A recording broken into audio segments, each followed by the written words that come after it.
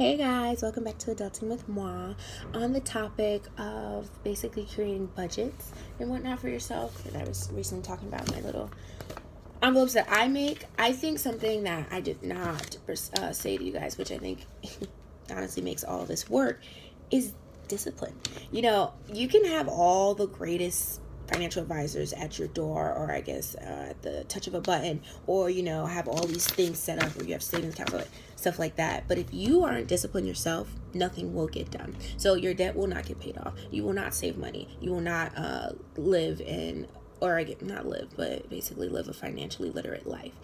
It takes discipline. It's not easy realizing how much you're spending out monthly and then taking it. It's not easy to understand that maybe what you're making on a monthly basis is actually less than what you're shelling out. It's not easy to understand that maybe I should cut down some accounts or figure out ways to actually minimize some of my monthly bills on X different accounts. Like maybe I should cut off Netflix or my iTunes storage or whatever else the case may be. And that's a personal conversation you need to have for yourself.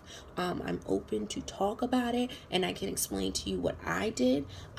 There's actually, let's just talk about it now. A few things I did to cut down my expenses beforehand. I'm not sure if you know what, I'll save a video for this because that can get long, and I didn't intend this to be too long. Okay, so more of the story is, what I was trying to say is, discipline is the key to success. You need to train yourself. It's okay if you fail. I do. I'm not perfect, but it's good to also challenge yourself to say, hey, if I created a budget for gas for my 2-week period, whenever I get paid, to only be $30, make sure you stick to it. I think that's relatively low, but I also live in Atlanta, so I realize I'm driving places all the time. If you're in New York or someplace where better transportation, public transportation, you may not need that this much, or you may need less than 30 or 60, whatever your case may be. And you also know your car. You have a big old truck, you definitely ain't doing nothing with $30. If you have a small Nissan, Sonata, whatever, I don't even know if that's a car, I just named some things, and you only need $20 to fill up your tank, you good. So it's all about knowing and actually sticking to that, because when you don't stick to it, you're just screwing yourself over. It's not like, oh, it's okay, I'll get it back next week. No, you're not really saving anything. You're not realizing that actually I don't need to spend X amount of money on this that I used to spend, because I realize I can make it through a week or 2 weeks with this amount of gas as my budget. And that's where the aha moments happen. That's where oh wow, I've been living my life in a way that's a little bit too frivolously spending, and that's where being financially literate comes in. You're understanding and gaining a skill to know I can cut down on my expenses. Let me go do that and save extra here, a little $5, $10 here. You know what I'm saying? Because it goes a long way.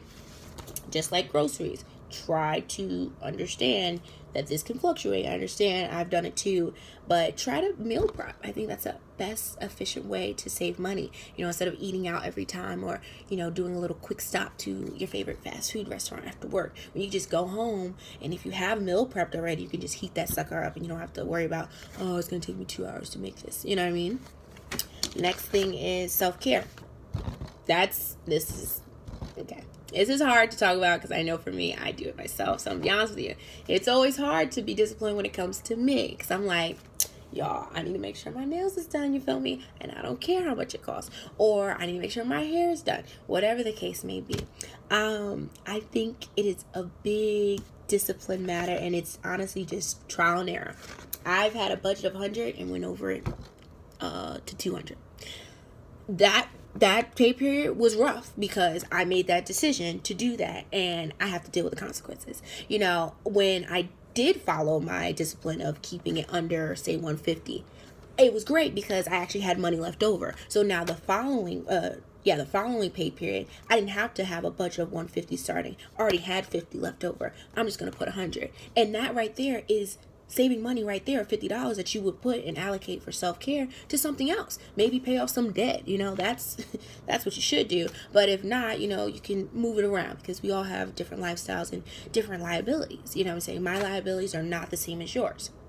So I would say key in and hone on trying to be disciplined. If you need help with that, I'm here to help and talk about it. You know, like I said, this is a conversation based and personal anecdotes to help young millennials see that it is possible. So we can talk, you know. Just email me, adultingwithmoi@gmail.com, or DM me, or comment below, whatever works for you.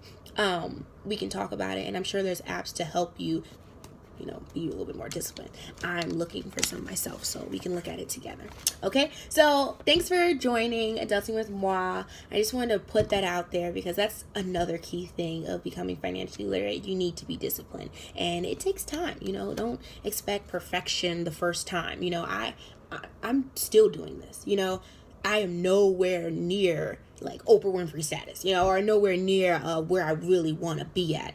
But these steps that I'm taking now, these experiences I'm taking now and making those mistakes help me get further along and closer to that. So I'll catch you next time on Adulting with Moi. See you guys.